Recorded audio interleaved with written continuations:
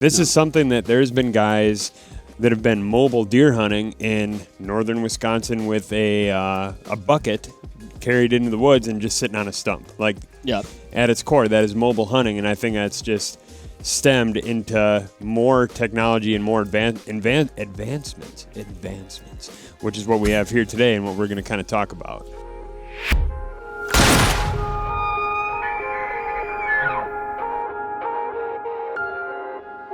What is up, everybody? I have Jim to my right. I've got Eric across from me. Eric, it's been a little bit, and I'm gonna reserve our special guest here for 1 second. I like how you always give everybody the lay of the land. Yep. Have I ever not been to your right? Cardinal directions. Hey, you got to. It sounded good. I'll say that. Yeah. That's good to hear. Thank you. I like to use my directionals, Jim. There's your first car term of the day. Anyway, the topic of mobile hunting. Very popular these days. Eric, I know you're a big fan. You implement that style of hunting quite a bit. It's all the talk of the town and in the whitetail hunting world, going light and fast, trimming your kit, shifting on the fly, reading sign, and just going for it. And I know that's how we like to hunt a lot around here. And we have a special guest today who you may have heard their voice. And if you know this person's voice, then you already know who it is. But he's sitting across from me, a little bit further to my right, across from Jim, if anybody was wondering. We've got Cody D'Acquisto. Oh, you did it wrong. It was close. D'Acquisto. We just talked about this. God, you guys made me so nervous. Cody D'Acquisto. There you go. Yeah. Thank you. Cody, thank you for joining me. It's good to be here, man. That was an awesome intro. Thank you. Yeah, that was on point. I appreciate the positivity. That's why we're paying the big bucks. Yeah. It's awesome to be here, see the facility, man. Talk about a cool place. Just got to look at the range, the whole thing, soup to nuts, man. It was cool. Yeah. Thank you. Bike shop. We did throw you in the bike shop. Let's not talk about the we bike won't have to. Anybody who comes, we'll just leave that one up to interpretation. Exactly. Cody got tossed into the bike shop completely blind, but anyway.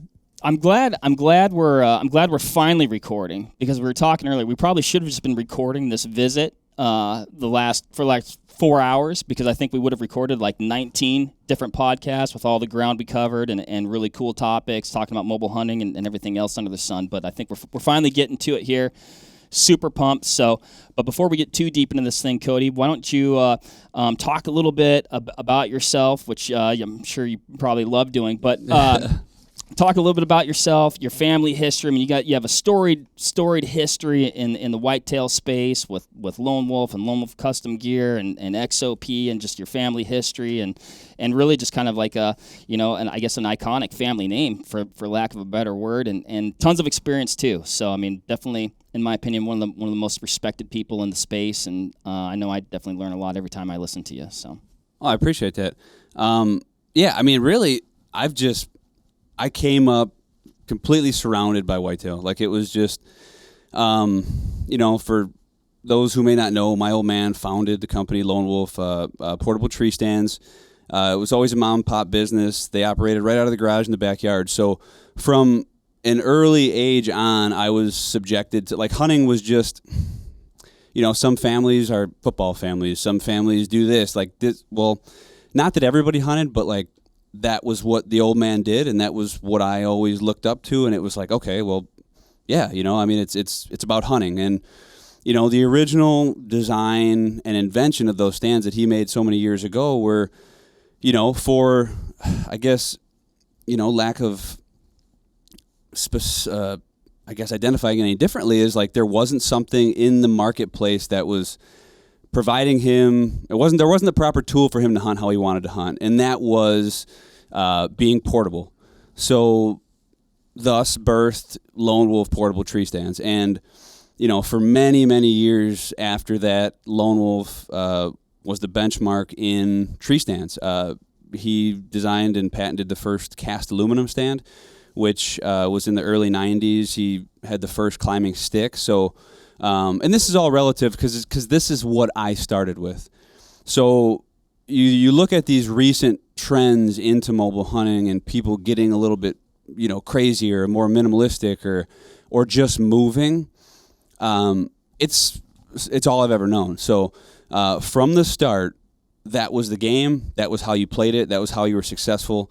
So I never really had anything else to compare it to. So over the course of the years, as I became, my own in hunting, I mean, I've been mobile hunting my entire adult life, got into it at a very young age, but there was always like that need to modify the system a little bit, always tweaks. And I would consider myself like a mechanical person, or just more like, I guess, ritualistic, and I like things the way I like them and how they work. And so my canvas, like in my mind, was always the lone wolf stand. So I was building off of the staple, right? So over the course of the years, like, you develop little nuances that you do, tips, tricks, ways you set up your gear. So that kind of led into the birth of XOP. XOP is another tree stand cast line that I kind of designed in the image of a lone wolf. When I went into the tree stand space, it wasn't about reinventing the wheel. It was about making what was the best better. So, a big thing for that was to, have that same high-end cast aluminum quality, better features at more of an affordable price for, the everyday guy. And it was always still like the mission to hook people into that mobile game that, might not have been doing that and utilizing the ladder stands and whatnot. So, and that took hold, and great stands. I still do a lot of work with XOP, designing, sales, all that. And then, fast forwarding a little bit farther forward into the last couple years, like the Lone Wolf custom gear line has made its debut, which is it doesn't get any more mobile. It doesn't get any more compact. It's completely flipped, 180 from what was always there. So we make the stands out of a different process. They're lighter. They pack down differently. And, with this recent trend and change in the industry, this fit like a peg because, and it's funny because this system essentially that we're about to go through or look at is the same thing that I've been using for so many years. It's just now commercially available. It was always the, kind of the talk of like, okay, well, do the people want it? Is the industry ready for a more expensive tree stand and for something that's really gonna? Because I will say this: mobile hunting has always been a niche. Right. It's been a niche of a niche, and it's not a very vast group of people. So, but with the turning tides recently, and everybody wanting to be more DIY and more go get 'em, the custom gear line was birthed, and it's taken off pretty hard. So that's kind of my, my story. I make a living in the hunting industry, designing products and, things like that, but just at heart, just a whitetail fanatic. What do you think it is about people nowadays that makes the mobile hunting run and gun thing a little bit more seemingly attractive to the newer hunters that are coming into it? Or so I think what it is probably, I think with the rise of like the YouTube and the DIY and more of that stuff, I guess just projected at a mass scale, because it's even like you look at saddle hunting, which has become like this crazy thing. Everybody thinks it's brand new. Well, there was we actually did the first. Dad launched it in 2005. Was the first saddle platform that was at.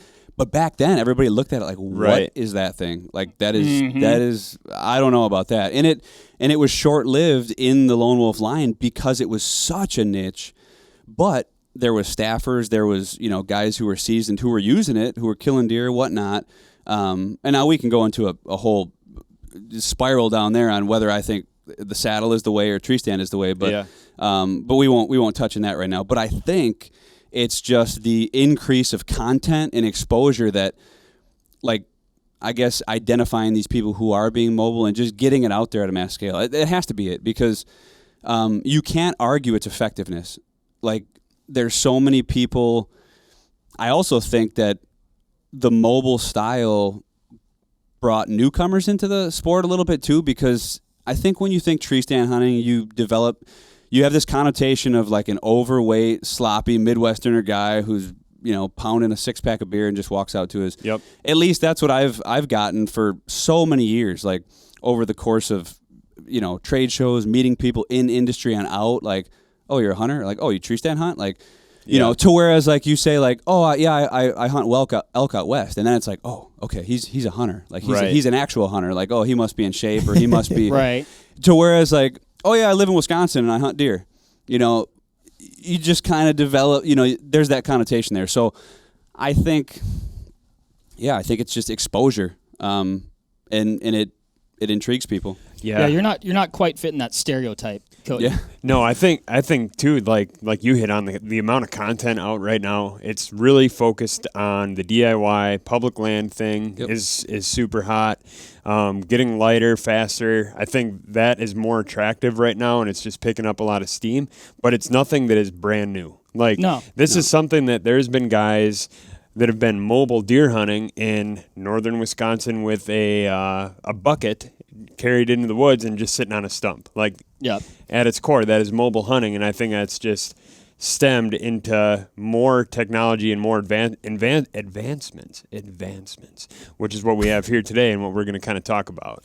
Yeah, and I think, you talk about the public land side of things, which you can definitely be mobile on public or private. Like, it's not like exclusive to one or the other, but I know for myself, hunting predominantly public land, definitely private when I'm lucky, sprinkled throughout, but it kind of, you're kind of forced into it, right? Like, lots of places you can't leave a stand overnight. So, or, things shift, or, other people, move into a piece, or there's pressure one way, so you got to go a different way. So you're kind of almost, it's just the way you have to live out there. You're not just going to, well, I mean, I guess you could plunk a stand out there and just let it sit, but.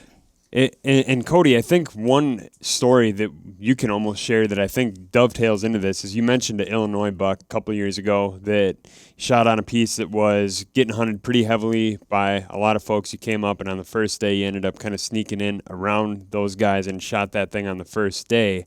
And I think that kind of pairs well with what you're saying, Mark. Like, just when it comes to mobile hunting, you're pursuing the deer. You're not sitting there and waiting for it to come to you. And there's definitely, I mean, if you want to actually look at, you can take mobile hunting and you can divide that into a lot of different categories. Like you said, a guy who is, I mean, at the very root of hunting, literally walking on the ground with a bow or a gun, or I mean, like technically he's mobile hunting. I mean, you can mobile hunt with a ladder stand. Like you could if you wanted to. I don't think many people are doing that. I think what it is and like what I do and like how I see.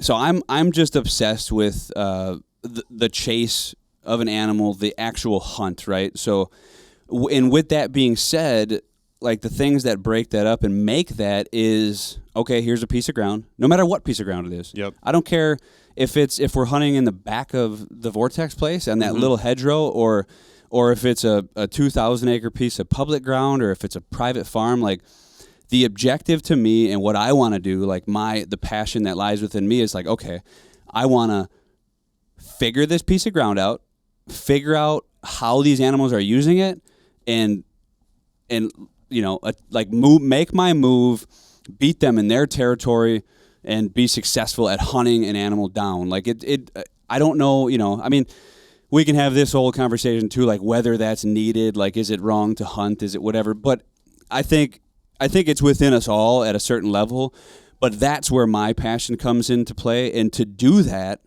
I need to be mobile, I need to be light, I need to be aggressive, and I need to be thinking at a constant basis. I don't want to sit. I mean, I'm a very impatient guy too, so I can't sit there.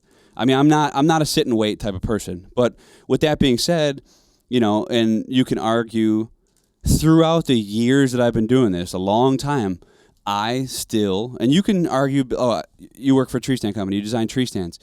I will go head to head with anybody who argues that hunting from an elevated position, there's any better way to do it for whitetails. There's not. It's ground hunting is effective. I know people who kill them from the ground. You can do that. I've gotten opportunities at deer on the ground, but I still think 9 times to 1, you are at an advantage in an elevated position with whitetails. So that's where it kind of, the whole thing the collection is birthed. It's like, okay, I need to be able to, go get them, do this. Like I said, you can do that with a ladder stand. You can do that with whatever. But in that situation where you mentioned, it's okay, how well can you analyze this ground? And then how well can you strategically move in and kill the animal you're after, or a good animal? And I get a lot of questions too, like about public versus private versus whatever. I hunt any piece of ground the exact same way. I mean, because there's one mission. I don't think about like, oh, I'm hunting public, so I should probably do this, or I don't think about like that I'm in a private ground. And even on pieces of ground that I have permanent setups, which are great to have, and right. And technically, if you had a million permanent setups and you were moving between those, you would still be mobile in a fashion. But what I became obsessed with is the mission of like, okay, I am never married to anything. Like wherever I go, like I am ready to rock, and what I have on my back, I am prepared for any single situation. Not to where like, okay, you're heading into a stand and it's a permanent stand and like it doesn't look as good as you thought it did going in there. Then you're like, oh man, okay, what do? I just hunt here. I've said this before, like I try not to hunt anywhere that I'm not confident about the spot. Mm-hmm. What does that approach look like when you're approaching that piece of property? Like what's your process there? I mean, are you just looking to kill a nice buck? Are you looking to kill a specific buck? If you are looking to kill a specific buck, how are you in finding out that buck is there? Like, what's that look like? So I've gotten, this is another very controversial topic, and whether or not you want to talk about this age versus inches thing or specific bucks versus good bucks. Like, I've always been like, I think it's important to set goals. I don't think there's anything wrong with wanting a trophy is something different to everybody. You might like something different than I. Let's say you like drop tines. Let's say I don't really like them that much. And your goal is to shoot a buck with a drop tine. No matter, like, who am I to say that, like, oh, that's stupid. You need to be shooting a 5.5-year-old deer. It doesn't matter if it has a drop tine. Like, so I think that's important. So with me, yes, I have a caliber of deer in mind, like, and I think that's just over the course of years, like, that has always been my gauge to increase my game. So, to whereas now I grew up in a little different of an environment, like, I grew up looking at very big deer on the wall. So I was conditioned to when I go hunt areas of ground or something with deer that I don't, and that could just be my head messed up, but I just don't perceive them as the trophy that I want. So I'm looking for something, a certain caliber, a certain size, or just something that trips my trigger essentially. But I guess it all depends where I'm at, and I guess how much I know about that ground, how what it looks like as far as that goes. So if I'm looking for a deer of a certain caliber, like, the only way I'm going to find out if he's there would be one to, like, I guess do some intel, like trail cameras and stuff like that, and look outside of season. Or there's a lot of things that people do. I don't really like that too much. So I find out what's in an area by hunting it. I mean, so and sometimes it's a longer way to get to the end goal, but you're actually hunting. You're not setting something out. You're not setting out a piece of electronics and just, like, oh, okay, well, and yes, you still have to hunt them once you get that intel. But nowadays, I think so many people become dependent on, like, having to get a picture of a deer or having to, know. To me, it's almost now about the unknown. Like, it's especially when, you're, I guess, looking for something, I guess, that, I don't know, it's hard to say, because I look at Ohio. Ohio was thousands and thousands of acres last year that we were talking about earlier. I didn't know what was there, but I knew one thing: there was big deer out there. There had to be. There's no way there couldn't be, So in my mind, I was going to hunt until I seen something probably either that tripped my trigger or that was, 160 or better. Like, that's just what I wanted out there. That's what I wanted out of that piece of ground. Not many people are doing that, so I wanted to do it. And that's what was driving me to push those hills and find where I needed to be and get where I needed to be. And you just can't, you got to have goals. For sure. I think that's interesting what you're talking about there with, like, running trail cameras or not running trail cameras. Like, I'm not, like, for or against. Like I think, like you said, like whatever you're into, whatever situational, like what tactics you employ. You know, you might employ different tactics. Whatever, man. Like, I mean, hunting and the trophy is in the eye of the beholder. But it is one thing that I think is interesting with trail cameras, and like a good buddy of mine had a nice piece of ground, had a giant buck on there. Like, and it was cool that he knew that deer was there, and only saw it on trail cam like a couple times. I don't think he ever saw it in person. And he ended up shooting like a super nice buck that year, like truly like a trophy buck. Like, I think it was probably like 40s, 50s type buck. And he was like, "Oh man, but I didn't get that other one." I'm like, "What are you talking about?" You know, It's just like, it's almost like that knowing, like, took away from what should have been like this like super amazing. And now we're getting more philosophical and not tactics, but it's like an interesting observation. I feel. But with that, and this dovetails into Cody, when you like to hunt, you know, I know you're huge on early season, October. We talked about, you know, offline here about how the rut just isn't the best time. You know, you feel that's not the optimal time for you and your tactics to be in the woods. Blasphemy, Eric. And I think this kind of dovetails into the trail camera thing, because a lot of folks set a camera on a scrape, they wait to get that picture of that deer on that scrape, and then it's time to hunt. If that buck's only moving a couple times in daylight, you might have just missed that one opportunity while you were sitting on the couch waiting for that picture. But Cody, do you want to get into, you know, that early October time frame, and even, I guess, to unpack that even a little bit further, like what time of day? Is it morning? Is it afternoon? What's kind of your game plan when it comes to hunting your way into a property and attacking it? I've always liked mornings. Early October is a great time. It's my favorite time to hunt. There's patterns to be found out. There's you know, the deer are doing something different, or they're doing something, I guess, consistently. Now, you know, when you look at the late October time frame now, and I've never done a whole lot of I've never hunted anywhere where there's velvet deer, which I want to, like, you know, and that's even earlier and pushing the envelope earlier and earlier, but. So secondary from like the get-go of the season, like, so it's a systematic approach of moving around and figuring out what is happening, where the deer movement is happening on that piece of ground. I mean, now, and if you're sitting in front of thousands and thousands of acres, well, that's gonna be a bigger chore. Like, you know, it's just how it is. You know, if you're on a 40-acre woodlot, it's going to take you real quick. You're going to find out if anything's moving through there, what's moving through there. So it's just a systematic approach. Like this past year, I killed a deer in southern Illinois on October 3rd. So the third day of the season, and it was just, okay, let's scout this piece of ground. Let's figure out where these deer are, where they're coming through. And it's very.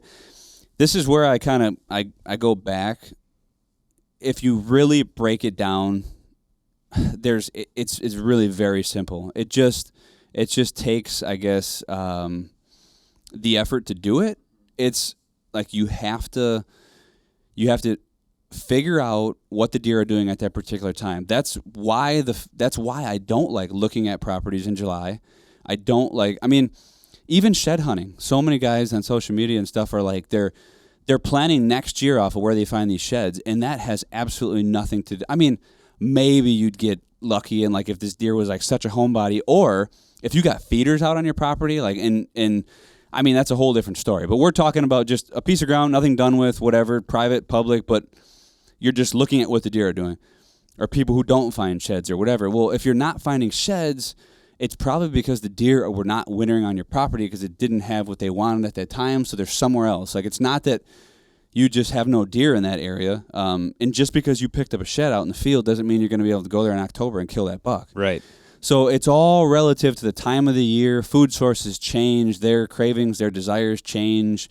Patterns change. You know, different deer do different things.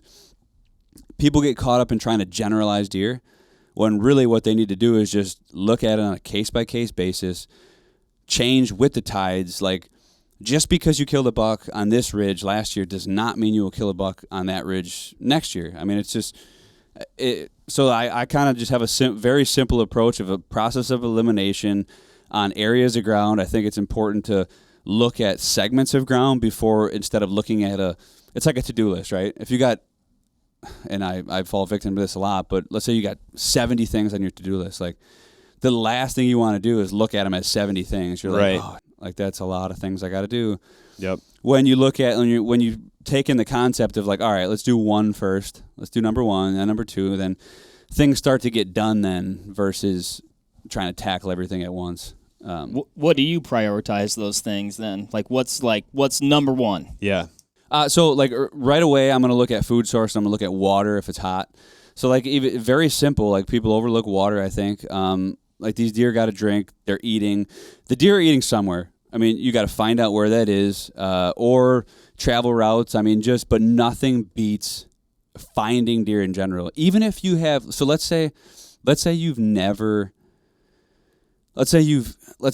for I guess purposes, let's say you don't know what a track. Let's say you don't really even know what a deer track is, right? You don't know anything. You are a straight beginner. You don't know what a scrape is, or these guys get crazy on rubs and scrapes and all this stuff. And so what are you going to do? What would you do if you had absolutely no knowledge of whitetails, but you were going out in the woods to, like, what I'm asking you, what would you do? Find food and water.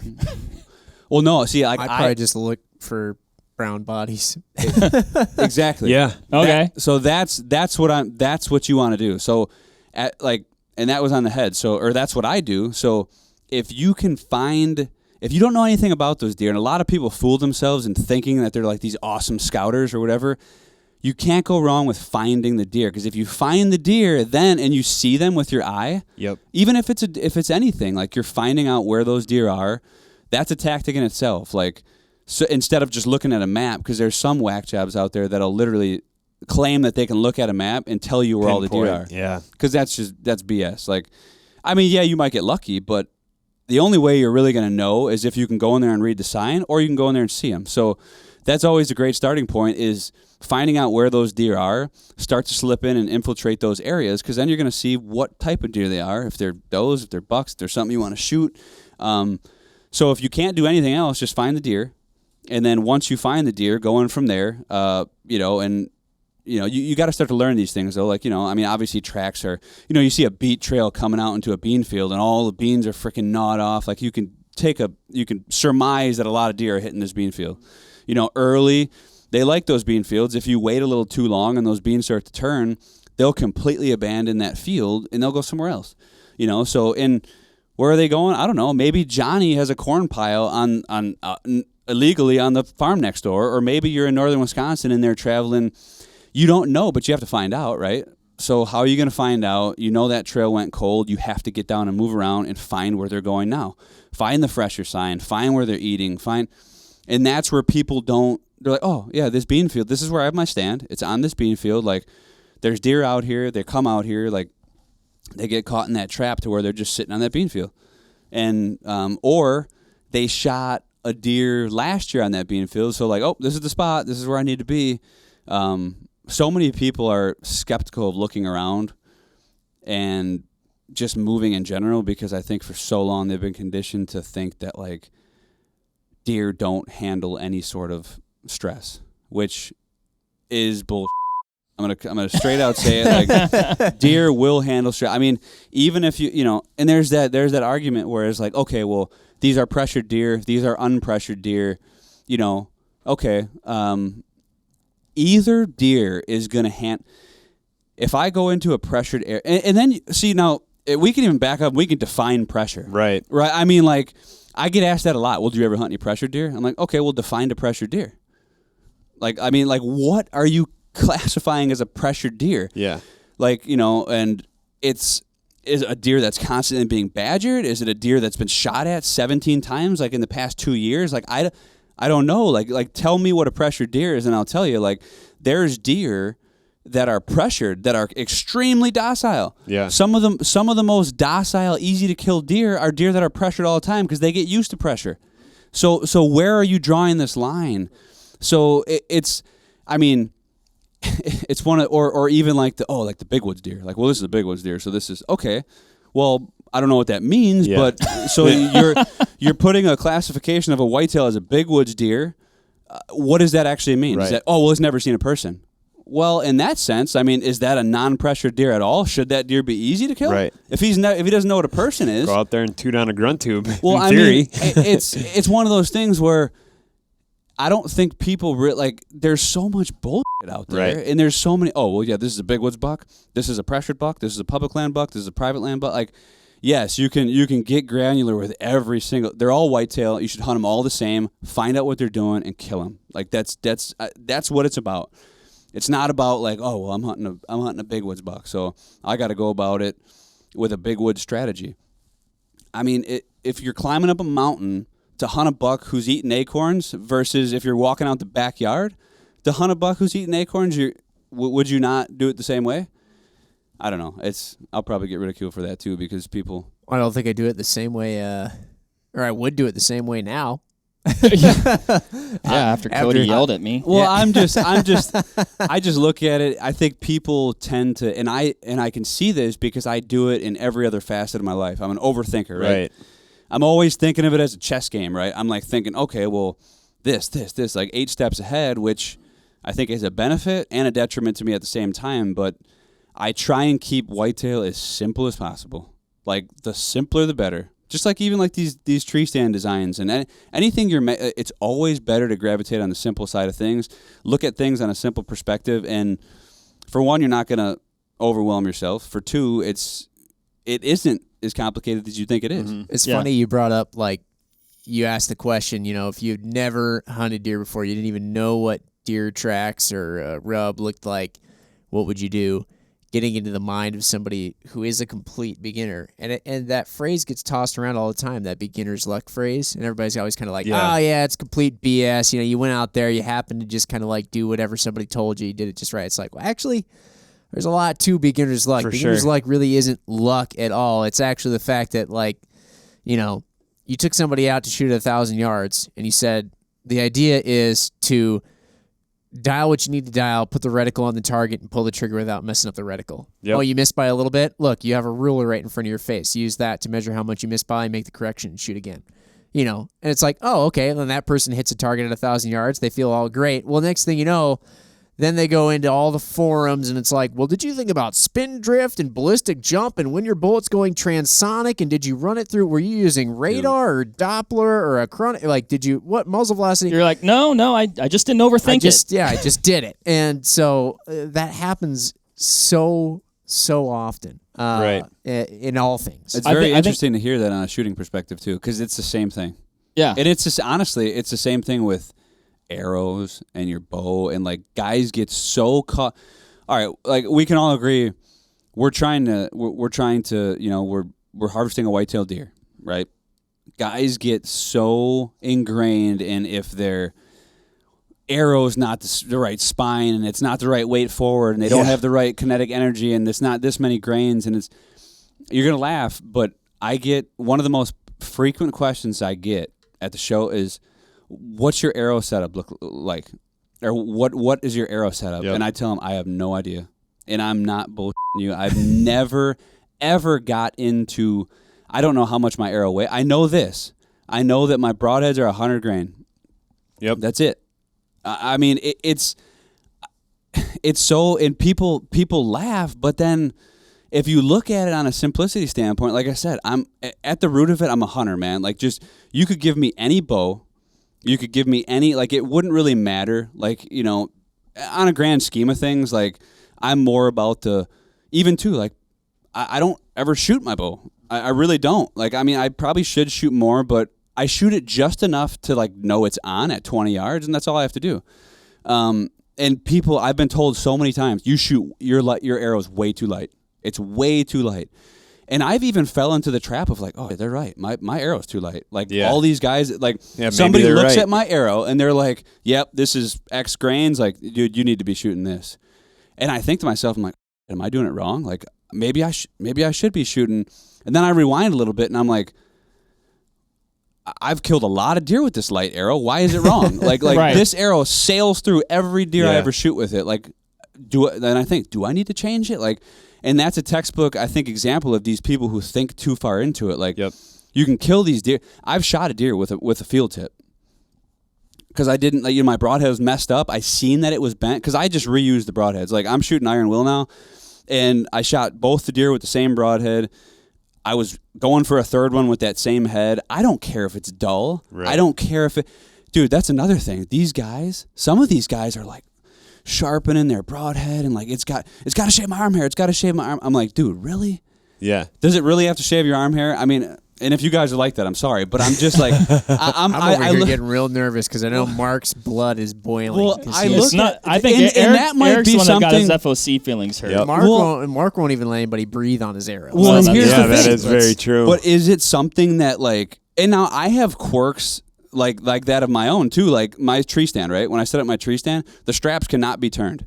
It cannot be turned. I love it. To where somebody might argue, like, does it really matter that your straps can't be turned? Well, no, but it makes me feel good. Like I can't.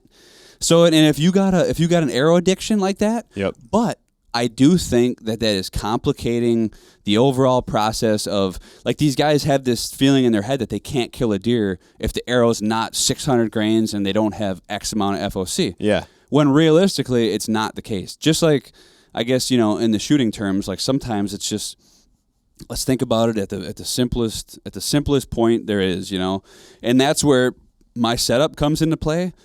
I made a post and I got bashed on this, right? And it was about like, hey, like, leave the bullshit behind, right? What do you really need?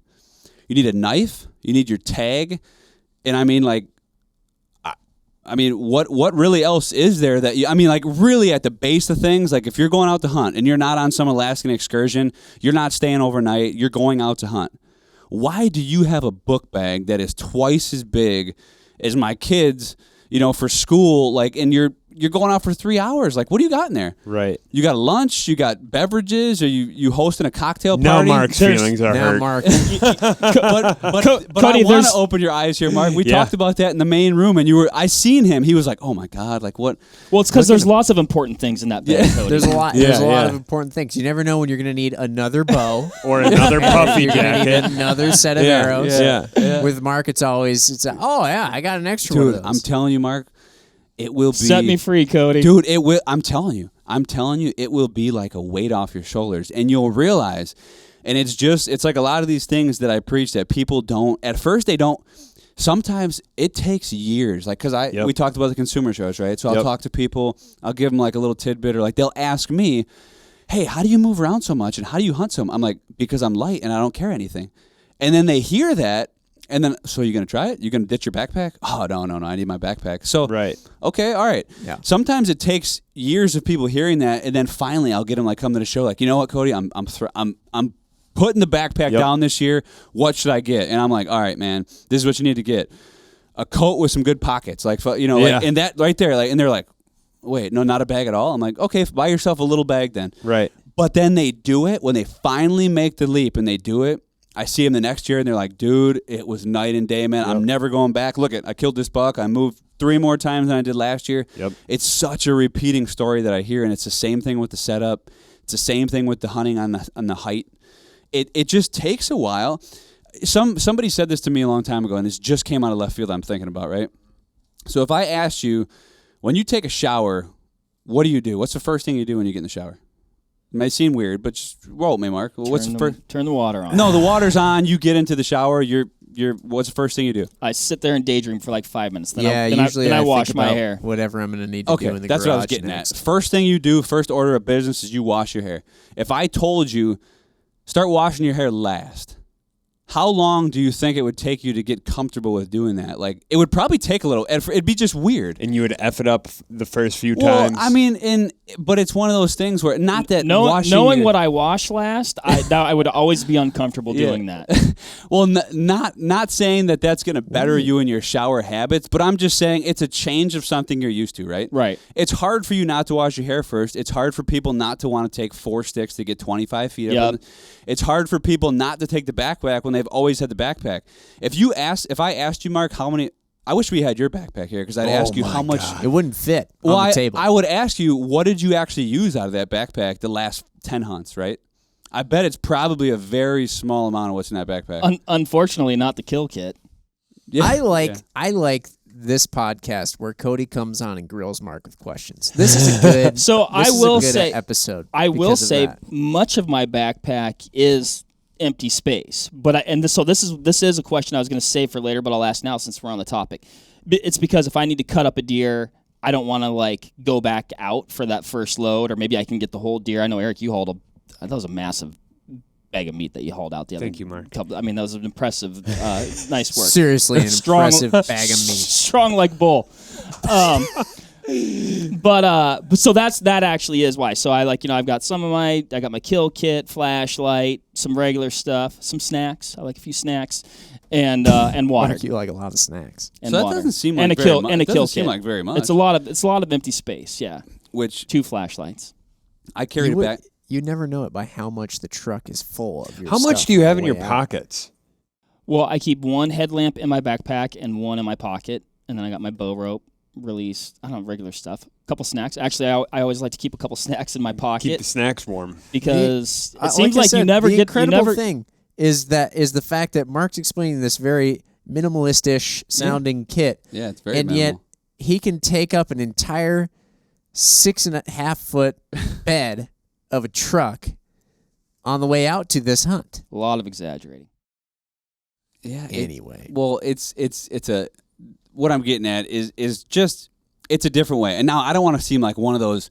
Right. I'm sure we've always right. heard those crazy minimalistic people that are like, "Hey, throw away all your shirts. You only need one shirt." Like right. That's not what I'm saying. Yeah. I'm saying like you will be more efficient and more effective at the mobile hunting game with the less you have. And I just posed a question like, I feel like a lot of people that ask, they're in the need of a change anyway. So, and I think one of the biggest changes and one of the biggest things is I look at a season.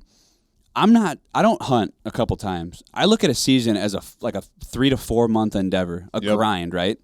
I know I'm smart enough to know that if I'm taking a freaking Kafaru pack jammed with stuff out every day, am I going to last till January 15th? I'm not. There's no way, and I'll admit it. I consider myself a pretty tough guy, pretty fit guy.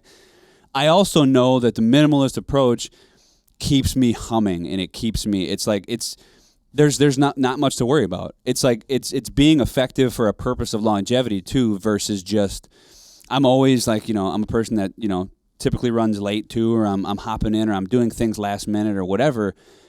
This is in this setup right here is in my vehicle, sometimes riding shotgun, but it's always in the back. I can be out, especially I don't wear any camo or anything like that. I can be out hunting so fast, so lightning fast, and I can be set up ready to kill even faster. Yep. And that's where a guy with all this and this whatever, and it's just like, oh, do I have this? Do I have that? Do you need it? No. Like even like my bow, I know if I grab that bow and I grab that stand, there's literally nothing to think about. I can hunt anywhere I need to, any situation. I have everything I need. Can we discuss? Yeah. I was going to call it the elephant in the room, but it's more like the gazelle in the room. Yep. Can we discuss this? Because Yeah. if you're watching on YouTube, you've been seeing They're this like, kit sitting right in front of us. So And it's beautiful. But if you're listening, there's actually Cody's got his full-on kit right here.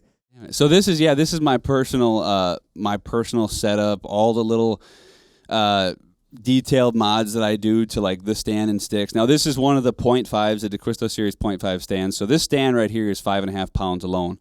So it's very light, very streamlined.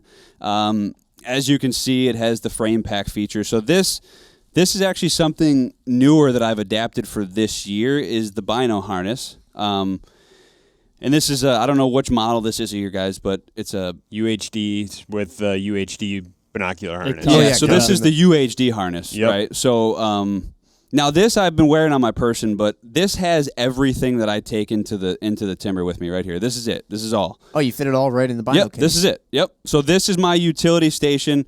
Now I do have two. I have the 2 pair of binos. I got the UHD, the bigger 10x42s, which I actually prefer. And people would argue like, do you need that? Do you really need that? But I do like in certain situations. I like the better glass, and if I'm not taking anything else, I will. A lot of times I take those more than these little tiny guys. So. But anyway, this has everything right here. So, and I'll do this on the table and I'll take everything out of there. But I mean, this ain't more than probably a pound and a half. It's everything I need. And what do you all have in that, Cody? I'm gonna go through that in 1 second, and then this right here. It's important to know, because I've gotten hit with this too. It's important to know that this stand though is also acting in conjunction. Like if I'm taking extra clothes, this stand doubles the frame pack. This is locked up, the seat in that position. I run this bungee. I can throw a down coat on there that I know I'm not going to wear till later, or I can throw and I'm pretty minimalist with clothes too. But anything additional that I don't have in my pack that would be big, or let's say some guys argue waders, oh, well, I got to take waders. Well, I would just strap them to the stand. Yeah. Literally, you got a nice bungee here. It's a frame pack. So that's that. These are my climbing sticks, my stand, everything in that.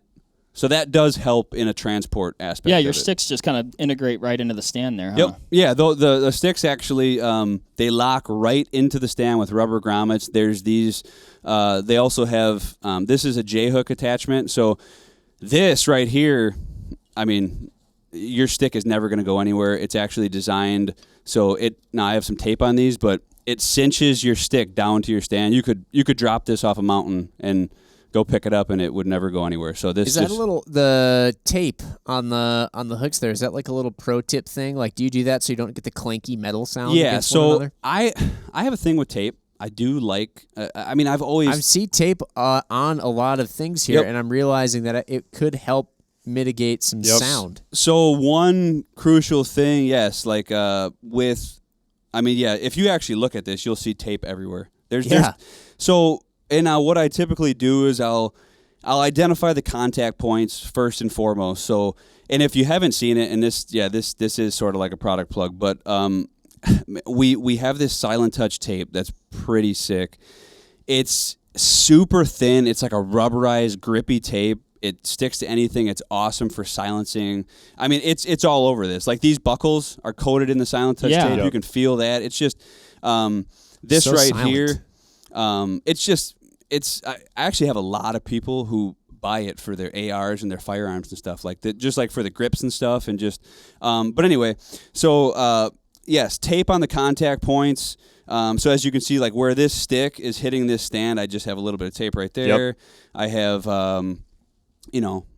just where I see it fit. So, but this is designed to where, so you have this on your back. This I'm typically wearing on my chest. Or you could put it on the frame pack if you want. But when I get to the stand, I take this stand off my back when I get to the tree that I want to hunt in, I take this off my back one time. I disconnect my sticks, so in these, you don't have to use these. You can rig your strap to hold your stick down, but these are just awesome because just in a couple turns, you can pop that out. This, I double up my seat cushion because then I do this, and I just slide these in here, back here. So that holds my hooks. I don't have to worry about those. Yep. Okay. I was beginning to think that was just excess, which would go against everything there. Yeah, there's a method to my madness, But so anyway, so then you take that off, then you pop your stick off, right? So this is one of the D'Acquisto series climbing sticks. As you can see, it folds compact, so it's ultra low profile. This is one of the 20-inch 8ers. So these are two sticks. A lot of times, both the deer I killed this year were one stick off the ground. I actually tucked this next to the tree one time, and then I hung it in the tree the other time. But these sticks are ready for use in a second. This is my systematic way to do the straps because I'm a buckle man. A lot of guys are going buckleless. I was going to ask about that. Yeah. No, I mean, I hands down, anybody who asks me, I go buckles all the way.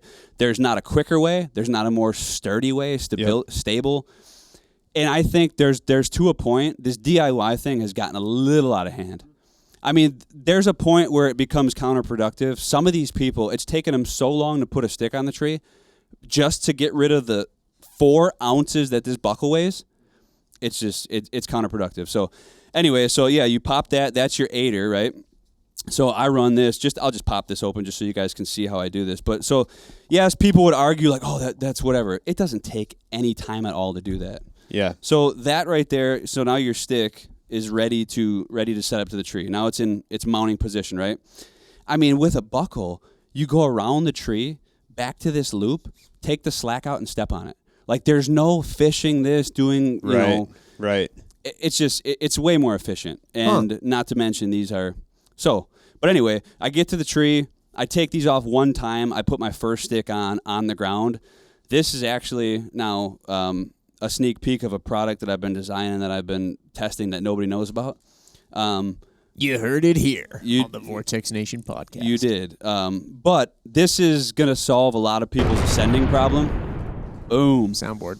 This is going to solve a lot of people's ascending problems. So this right here is an actual ascender bracket that I designed that goes on the side of your stand and pivots. Oh, gotcha. Oh, damn. So now when you're on your way up, you can reach out, you can reach over, take your stick out. I've done some things similar with the XOP sticks with the locking mechanism, but now this works with custom gear sticks, XOP sticks, and you can actually buy buttons and fit any of your climbing sticks with them. So, but anyway, I'm one time up the tree. My stand is hung. My pack never leaves my body. It's very efficient. So diving in, so it's. I would argue, and I've said it a lot of times, and it's not because I firmly do believe that a tree stand is the most crucial. Like that's. It's the most crucial piece of the puzzle, the most important part of the system for me, because that's what's getting to me my ambush point. That's what's allowing me, to capitalize on those opportunities to get off the ground and whatnot. So, so that's where this system comes into play. But now everything else I carry on a minimalistic basis, I'll show you here in this. I'll show you the key items that I will always take out, what I'll leave behind, and this is pretty. It's pretty heavy at the moment.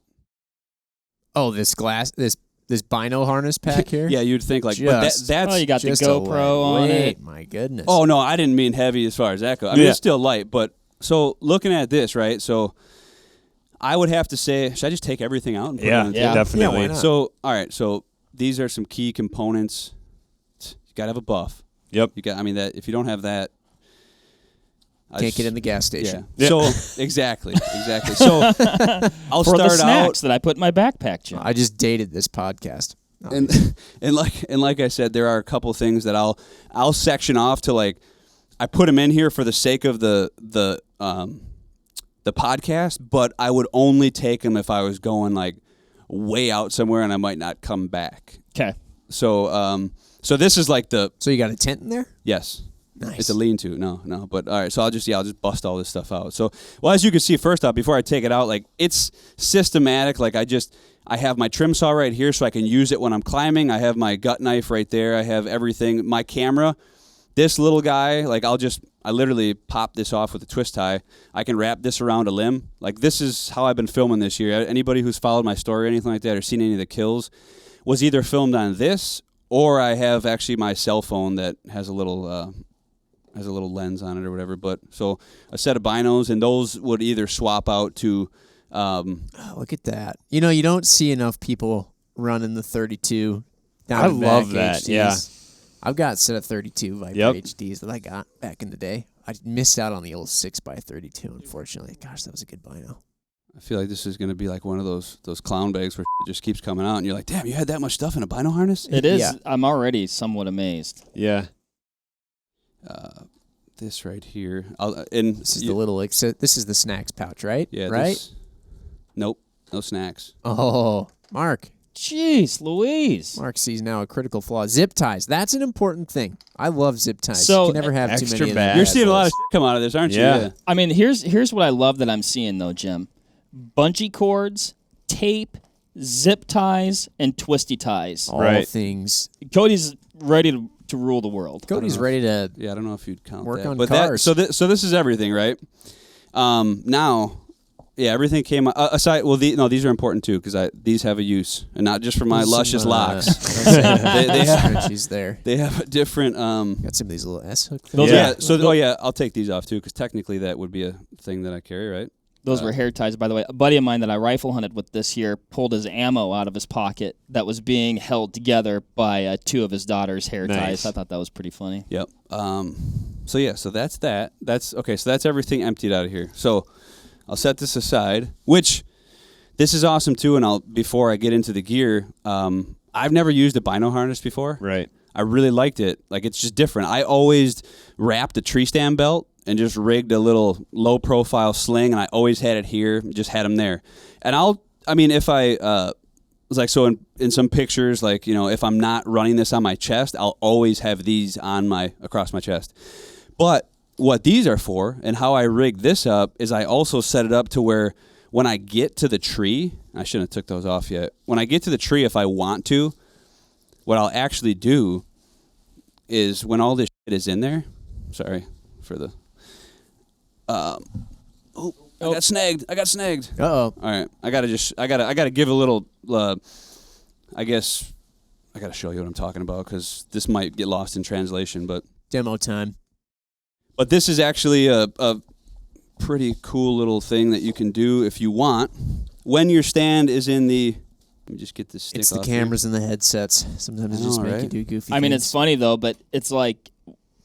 I'm sure every time you get to the tree, like you got your process, right? You set the stand down here, and then the second you like interrupt that process or whatever, like one thing, like it just goes... So this is where I'll actually take and I'll rig my bino harness up to the seat with those little tiny clips. Yeah. And when it falls down, it's still between my legs. I can grab way. I can grab my binos. I can work out of it when the seat is in the upright position. I can grab stuff out of it if I need to, or I just, so that's why I have those little clips. And that's if I'm not. So if you see me in videos and you're like, you didn't have the bino harness on, it was on the seat of the stand. And that's why you'll see like binos around my body then.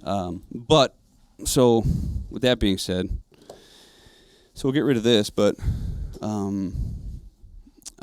right. So this is everything that I have.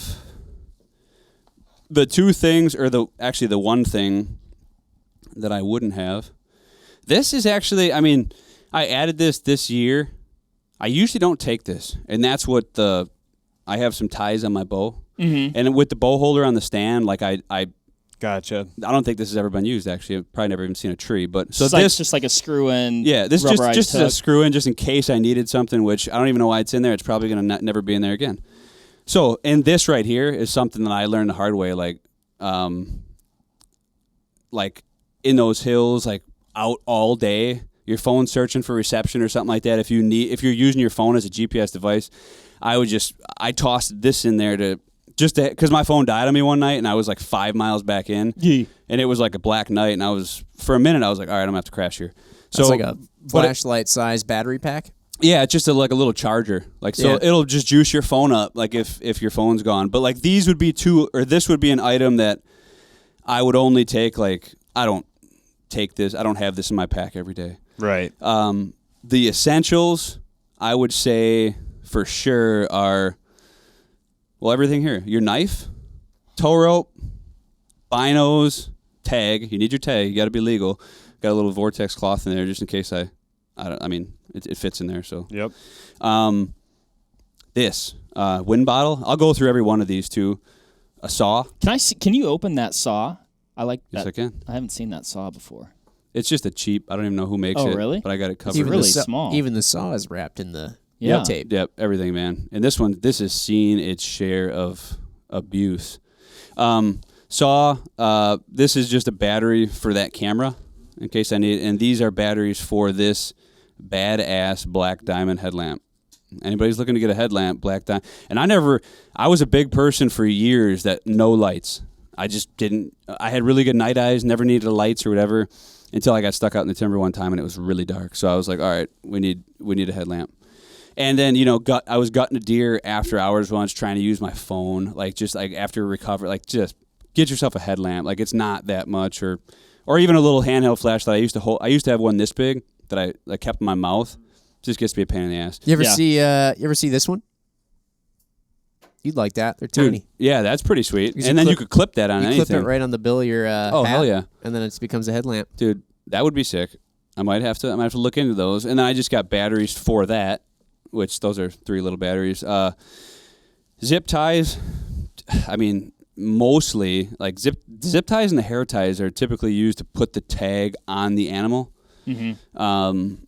Or like, I guess if just any hair ties and zip ties are just good to have, and they just come in handy. Yeah, they're no weight. These are the little clips that would hook the pack onto my stand, and then this, it comes and goes. I probably only used this twice this year, but I do hunt a lot of super close quarter situations, and if I get in a position where like I know the first thing is my face that they're going to see, and that's where the stand has to be, I'll put this on. I will put this on my cheeks. So I'll kind of go through them now. I thought that was for like stamps at first. Now I know yeah, so it's like this is paint. just like it's just a face paint thing, and I'll just do the cheeks. Like if I need to, I probably use this. Both the deer I killed this year were very close quarters, and I didn't even use this. But there has been some situations where like I'll be on a pinch, and the trail will literally be coming up, and I'll be point blank, and like they are gonna like it's gonna be eye to eye contact as soon as they pop up. So this. Binos. Years ago, I never used to carry glass ever. Like I just didn't. And in the last like 4 or 5 years, it's become something that like has to come with me. I got to have some. I mean, and before I was using better cameras too. I was more into like the filming aspect, so I could always zoom if I needed to see something or whatever. But a good set of binos. These are sweet because they're like tiny. But I do like those. Those UHDs are probably I use those way more this year than I did these. And the only thing that keeps me gravitating back toward these is the UHDs pop out of that harness a little bit too much. Like, but that's it. Trim saw. I mean, like I use this probably every single time I hang a stand, I would say. And it's just handy to have some sort of a saw. If you don't, I mean, whether or not you need to trim something this big that digs into your pack or just clear a limb or anything. Because I don't do the whole trim saw thing. I used to. I'm hunting close quarters. I typically don't have to trim anything. I'm setting up my stands in the trees how I can have the lanes. But if I do need to trim something, I have a saw and it's on my chest, ready to rock. This bastard. This is probably one of the. Actually, it's not as crucial as it used to be because of my handy dandy rig I got on there that I can. But this is a tow rope. It's just a retractable tow rope that some guys use just paracord. This I always have. It integrates perfectly with that new little accessory I designed. It locks right into your stand.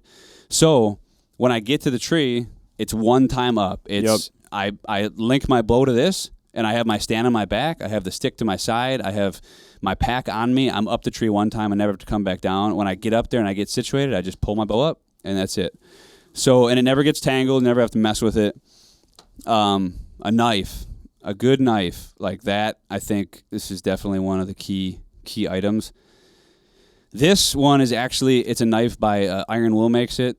Bill from Iron Will actually did this one custom for me. It's got the wolf head on there. Oh, sweet.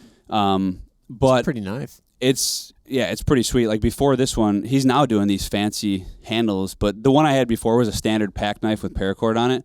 But it's very light. It's super sharp, and it's just an awesome. I mean, gutting, skinning, all that stuff. Because I do that stuff typically out in the field too. But you guys can check that out. Mark, you know what we're seeing, Mark? We're seeing. It's funny. We discussed this before. Lightweight Dave. Yeah. He goes out west, and this is basically like the whitetail version of what he takes out west. And then when he comes back to the Midwest, he basically brings out his PRS rig. He's got a blind. He's got all the heavy stuff. He doesn't like lightweight. Just doesn't care anymore. We're seeing now the lightweight Dave version of like if he actually did what he does out west in the Midwest. That's in that right there is so. Up until this knife, I've had a buck knife that literally I've had since I was 13 that skinned every single deer that I've ever shot. And I messed up the blade or whatever, and it just so happened Bill started doing knives, and now I've switched over to this knife, and that knife right there has got 2 under its belt already. So, I mean, it's just an awesome knife. I mean, I probably but anyway, a knife is you need a knife for sure. So that would be that item. Yeah, that is. Most definitely. I like this was the double bevel there. I like the shape of the blade, and like that's super tactile on top too. Like it's like, going to so this right here. I think we talked about this. This is just it's a Joby. You wouldn't need this. I mean, I guess if a guy wanted to rig one of those camera things onto himself, but this is one thing. Like when I get real, like late season, when it's really close quarters and it's getting down to the wire, and it's just it's harder to get away with things. Like a lot of times, I won't even film anymore. Like this year, I hardly did any filming late season because it was just so tough, man. The deer were on edge. It was cold. Batteries would die like crazy. So I didn't even have this. And this is probably the biggest, heaviest thing in this setup. So like when you get rid of this, but this is nice with the Joby head because whether you have a limb or you can rig this onto your bow stabilizer, you can rig it onto a tree limb, you can rig it onto the seat of your stand. You can do anything with this little flexible arm. So it's pretty cool. You can always at least set up an angle with that. So that would be for like filming if you're gonna capture that stuff. This bad boy. This is a very important thing that I never go into the timber without. A lot of people look at it and they think like it's probably not that good of it's everything. So I'm a big believer, and I know it to be true that like, and we can get into scent. I could go for hours on scent and scent control and how much of a bull philosophy that is. But anyway, but anyway, Cody, the nice thing was I really don't think anybody had any qualms with anything you said. Yeah, and then all of a sudden it just and that one really though might have put you over. So right now I love sparking up the controversy. So it ain't about scent. It's about if the deer can smell you, because I don't care what you do, they're going to smell you. Yeah. They will smell you if you are not playing the wind. So if you are a guy who's hunting and has been killing deer and never thinking about the wind, you've been getting lucky. Yep. And if you're a guy who's not killing deer and not thinking about the wind, that is what you need to start doing, and you need to pay attention to that every time you're hunting, because not only do you need to know what's going on with the ground, but knowing the wind direction, what it's doing is the most beneficial, because that's the only way to beat their noses. It is the only way. You can wash with that whatever you want to get. You can. I've said this a lot of times. I knew a guy who buried his clothes, literally buried them in the ground. Like, just you can do all you want, and that's fine. You can have your rituals, but this right here is just, it tells you where the wind goes, right? So this is it's another product that we offer. It's like $9. Yep. It's just a little case, right? So what's awesome about this, though, is when you think about wind direction, you think about stand setups. Now, I use this every single time I set a stand, which is at least 2 times a day. And then maybe even when I'm in that stand sometimes to make sure the going right. But it has 2 compartments. So it's a wind indicator. So this will tell you which way the wind's going, right? It has a top component that you can load powder in. You could grab dirt in there. You could do cornstarch. You can do baby powder. You can do whatever the hell you want. Anything that'll puff out of there and make a nice stream to show you where the wind's blowing. And that has a cap that pops off. Yep. We're the only wind indicator, too, though, that has this. So a big thing that's popular, it seems to be more popular in Midwest because Midwest seems to be where the milkweed grows. But you can put cotton balls in there. This right here is a compartment that you can house that's awesome. milkweed. That's sweet. So area 1, area 2, the biggest part too is this has a compass on it. I know a lot of you guys think my phone's got a compass. This has a compass. I know what direction it is. You probably don't know what direction it is, really. I mean, there's so many times. That's a fact. There's so many times I pull this out, and even the phones, man. Yeah. They're sketchy sometimes. I mean, so many times I pull this out and I thought north was that way, and it's not. It's this way. Like, so having this compass right there to see which way you're actually facing and then see what the wind is doing for that actual direction is so invaluable. Like, it's just, that's what you have to do. So, and thermals too. So like, you got your typical spray will give you a direct wind direction right off the bat. You'll see like where strong winds are going, but they'll fizzle down. If you drop one of these bad boys, even on the calmest day, look at that. Little milkweed. You will see what that thermals are doing, and you'll be able to play that. So at any point in day, you can drop that. You have that on your side. But this, I rig a little retractor on there, and it's not a lot of weight at all, and it's always on the bino harness or on the stand. I mean, yeah, you can just see how crazy that stuff is. So you can't help but just. Yeah. You did this. You brought it out, and now we're all. It's like a lava lamp. Yeah, well, I mean, it's you want to know what's going on and what your scent is actually doing. That right there is what you need. So, our scent is all going towards you, Mark. I know. Yeah, that's why you can. But that tracks like that actually concludes like it's not much. Oh, and the buff. How often does this change? Like, how long have you been rocking this exact? Obviously, other than the bino harness, like you touched on that, but yeah. And before the bino harness, like I had a very small fanny pack, and for a time I had like this tiny little like sling military. It almost looked like a little tiny tactical pack. I had that. And then I've tried pockets, but my setup has been all of these things for a long time, and I think it's a minus the GoPro's new, but that would change with a phone. Yep. And when I did do a lot more, when I did actually film, I was looking to do episodes and filming with a good camera. Yeah. I used I actually have that here. When I was filming, I had a smaller handy cam, or nothing too big, because I still wanted to stay light, still wanted to stay portable. But this arm, and I've been hunting with a version of this arm back for, I think I probably hunted it with it for let's see, 7 or 8 years or something.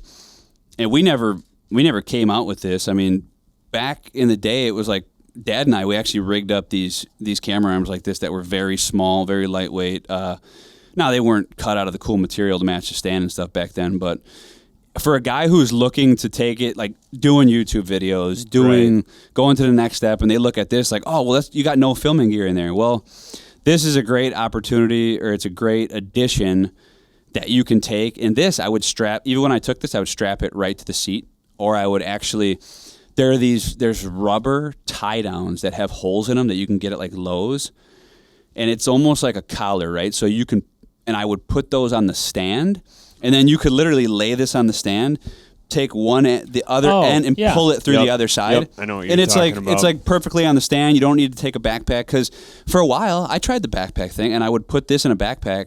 Then I have a giant empty backpack with I'm utilizing one pocket in this, and I'm like, what? And then I got this big ass bag. So right. But yeah, so this would be in addition to that. This is a 3-section. This right here is a cool little head that Joby makes too.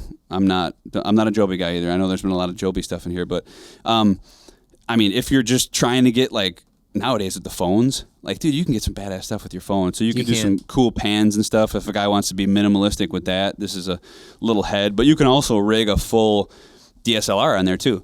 You know, and if you have it doesn't have to be a duffel bag. You can have a small, cool little day pack that you can slide this in and do some filming with. Or I mean, compared to some, that is an itty bitty camera arm. Oh, dude.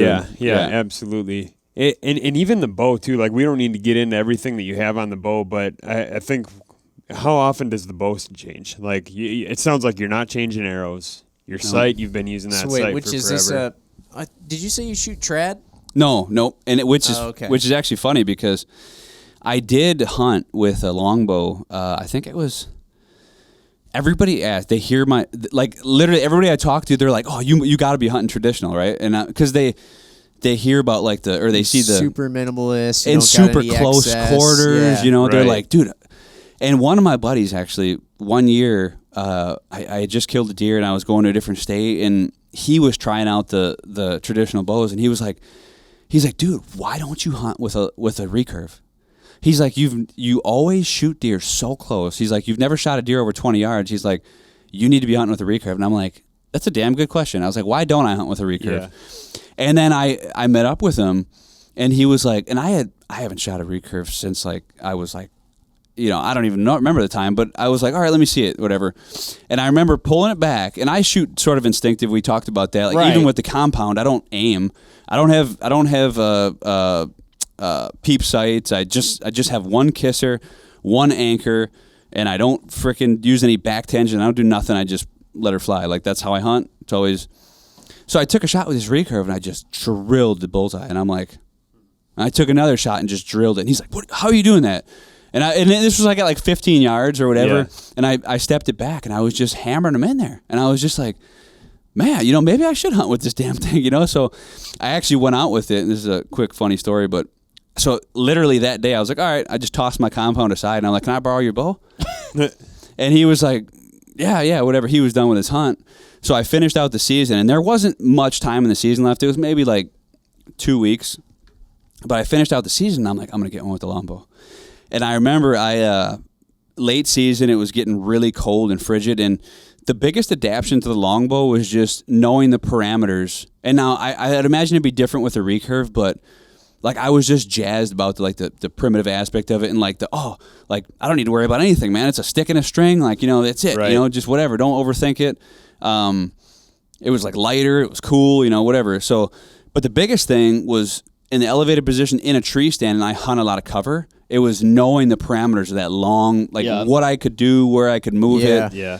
And I got into some deer late season. They were actually hitting some honey locust pods. It was getting frigidly cold, and I narrowed down a trail, and there was a good buck, like, probably upper 60s. And I remember calling my buddy. I'm like, I got him nailed down tonight. I'm going in with the recurve. I'm setting a stand. I got to stand him. And he's like, dude, just take your compound in there. He's like, you'll smoke him, like, no questions asked. I'm like, no, dude, I'm going to get him with the recurve, or with the longbow. I'm like, no. So I went in there that night, set up, everything got, and just like I typically do, I set up in my typical fashion. I'm seated, I'm ready. He's coming in. The deer ended up spooking a little bit. I don't know if I made a move, but the trail came in at 12 yards. It's as close as I could get to the trail. And I was confident with that. I was like, 12 yards, game over. Well, something spooked, something got my wind, and he stopped before he actually hit the main intersection. He was looking around, and I kind of rushed it probably, but he was probably 16, 17 yards, right? And just dead to rights, just standing there looking what's going on. Right. I'm like, oh, game over. So I come, and like about 3 inches before I hit my mouth, I couldn't draw anymore. And I'm like, what? So immediately I panicked. I'm like, what is happening? And I looked, the limb was hitting a cedar branch, and I never like mock drew. A lot of times I'll do that too. I'll set up and just make sure I have the right. But I hit this limb, and I'm like, and instead of letting down, scooting forward, getting my composure, and going through the shot process, I tried to lean forward and get the full draw and let it go, and I shaved his belly hair off at like 16 yards. And he ran off, and I'm like, oh man. Yeah. And but it was, dude, it was jacked up. But and then I called him, like, yeah, I missed him, man. He's like, God, you should have took. He's like, take your compound in there, like, and I probably could have took my compound bow in there and shot him.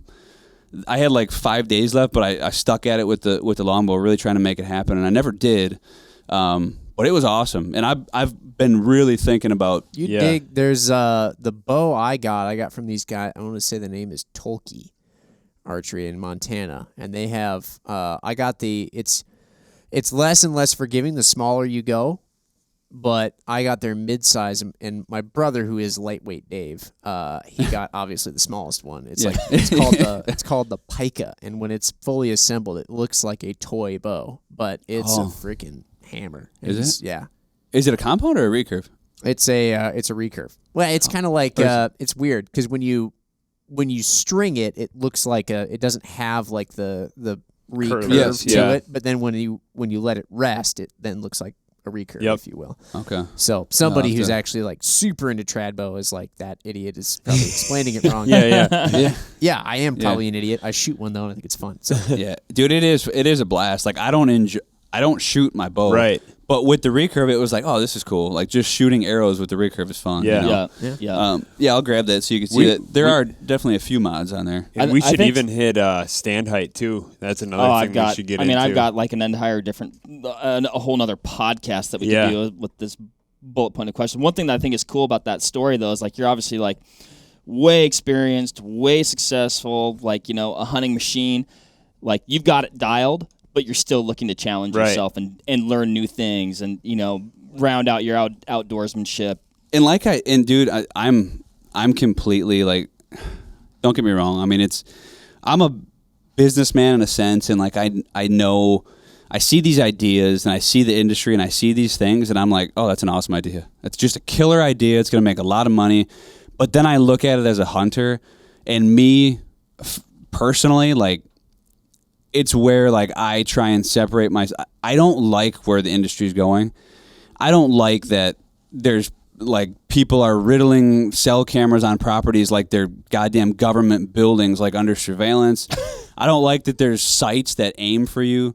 I mean, like it's like I said, it's a badass idea, and it was really cool on a marketing standpoint. Like you're taking a lot of the work out of shooting a bow, but to me, it's taking out what is this sport that I love and what I've been doing. So that's what gravitates me a lot toward the traditional, and like really makes me want to leap into that. Like, is just because like, man, those go like my hats off to those guys who are consistently killing them with the recurve. Like it's just, it's as like primal as you can get, man. Right. It's like there's something about it, man. It gives you goosebumps. But and as you can see, like I told you, like a buddy of mine actually gave me this sight, and it's one of those badass sights. And this was actually the year that I told you I shot my bow a little bit this summer. Right. Like I shot 3D archery one time in my life, and I went there and that's actually. He gave me this sight after that trip. He's like, hey, get this. If you shoot more 3D, you can at least adjust your sight. So I've never moved this from 20 yards, and that's just I don't even know if that tape will work. I never sighted it in at 60, but I just, whatever. Anyway, so that might look a little technical to some people, and it's kind of heavy. But this is the bow that I shoot. This is it's the Lobo edition of, Darton makes it. And it's got these grommets that you can insert in there so you can change like throughout the season. There's like green, so early season you can toss some green ones in there. These are kind of like dingy white, like for late season snow. Got like coyote tan ones that really work for like corn and stuff. So it's kind of a cool. They really help dampen the bow too. Right. Like those are all dampeners. They're all rubber. Something different on here. Like I'm a fan of this tight spot quiver. I've always used a 3-arrow quiver. Nothing more than that. Never really needed. Yeah, it's 3. You can get more. Yeah, I mean it's like I don't get it. This. I do have a phobia of not having enough ammo. This is my bloody arrow, but these are the new heads I've been shooting. That's the Iron Will Wide series. Just a wicked head. You can see like it's been beat up. It's ran through 2 deer, and this was the one I was trying to put a third one on it, but I don't even clean the arrow. You don't need to. It's just don't need to clean the broadhead. Don't need to clean the arrow. They're not worried about a tetanus shot after that goes through them. It's gonna do what it's gonna do. And I leave this on my bow. A lot of people take their quivers off. Yep. I never take them off. It's always on there. This is one huge thing that I've always done and I will always do unless I'm shooting like trad or something, which my release stays with my bow. It stays with it. It stays on the strings. And back in the day when Wisconsin required a case law, this actually covered you as having a case on your bow. No way. Because it incapacitated your strings. Yep. Because you can't draw it. It's a fixed. Right. So I always had this on my bow. Even if you didn't slide it in your case, if you were shooting in the backyard, or like there was a lot of times where I would hop in my vehicle after school, drive to a piece of property. This would be in the back seat, and wasn't casing it, wasn't doing this, so I'd always have this on there. But you'll never forget your release if it's on your bow. Yep. I mean I have never once. I'm gonna knock on wood right now, but I've never once forgot a release. Yeah. But I like it too though, because like being that I did come up shooting fingers, if I do forget that, I can shoot this bow fingers with one anchor point and I got no problem. Yeah, you were talking about that earlier. I mean, you've got, your whole setup, your gear, your philosophy, the way you, it's just simplicity, and it comes down to your bow setup. Like, you don't even have a peep on your bow, Nope. And the one thing that cost me a giant that I'm probably that this bow will change is this thing. It's the same. It's the same thing with like the broadheads. Why I've always shot fixed broadheads. Never shot a mechanical. Never even tried it. Yep. That idea that something could go wrong, I don't even want to take that chance. Right. It's just like even the tree stand setup. Like, there's nothing I can't get in with that setup. There's nothing I can't handle with this. It's the minimal approach. It's whatever I need. Right. This can malfunction. And now I used to shoot feathers. I've shot feathers up until last year. Always. Always had a 4-inch feather on my and up until like last year when I got vanes. Or it might have been the year before, but last year I had an issue. I strung up this rest by myself, and I don't know anything about bows. I'm not a bow tech at all, but I know what 90 is. And I know, like, that's all I ever needed, It's like, okay, 20 yards, I'm hitting the bullseye. I strung it up way up here on the string, or on the bus cable or whatever, and apparently that's not how you're supposed to do it. You want these things way, way the hell down there. Right. So it's more of an angle. Well, overthinking, I'm like, a buddy of mine was like, dude, that's way too, you got to move that down. It's way too close. I moved it. Like 5 days later, I reached for my bow in the stand, and this string was like this, or it was like, dude, this string was like this, and I grabbed my bow like this, and I came, and I literally, and I mean, I didn't I felt a little tension, but I just ripped that freaking thing right out of there. And in my mind, I'm like, oh, I'll smoke him. Like there's like, even if the rest doesn't drop, I knew what happened, but that was the opportunity. 6 yards, got it all on film. It was a horror. I cried. Well, I didn't cry, but I wanted to cry. But ripped it out there. I'm thinking like, all right, I could just shoot right through the rest, Right. Because it was, fully up. The arrow nosedive, I missed him by like 2 feet. Now, that is interesting. I would have kind of assumed that it like might just kind of work like a 2-prong. Not with veins. If I would have had feathers on, he'd have been smoked. Yep. But these veins, it ain't going to happen. But that little thing is in my mind constantly now that, okay, this thing can mess up. I've had these things not drop. I've had them not drop. I've had them, and I've used a QAD for years. This is a Virtus. It's awesome. It's good. But I will be switching this year to some sort of fixed rest that does not move. That's one thing that I will change about this. But other than that, aside from like if I were to get like do the trad thing, but other than that, like I get a lot of questions about this. They're like, "What is that?" I was going to thing say, on your bow? where does the guy pick up that sling? This is a homemade thing right here. So I got this rope and I actually have a green rope, and that's just probably. When I had green grommets in, I had a green rope, and now I put this one in for late season when it was whatever. But it's just a piece of rope I got at a hardware store. And what I do is I laced it right through. Any bow has a riser or something, but this is awesome because when I'm on long hikes, I sling this thing over my shoulder instead of carrying it, and I actually have on my stand, there's like a little knotted up piece of rope that looks stupid, but there's a purpose for it. It holds this on my shoulder. So it's like this knotted up piece of rope that's sitting on my backpack strap. This pops over it, and it never goes anywhere. And then if I need to, if I'm hopping down or hopping up or I already have a stand set, I can sling this over my back, climb up the tree with it, or if I ever happen to lose this or something. So that's what this is for. And then this little bad boy right here is just a flexible gear tie, which these things are pretty cool. But I call this the possum tail, TM. No, so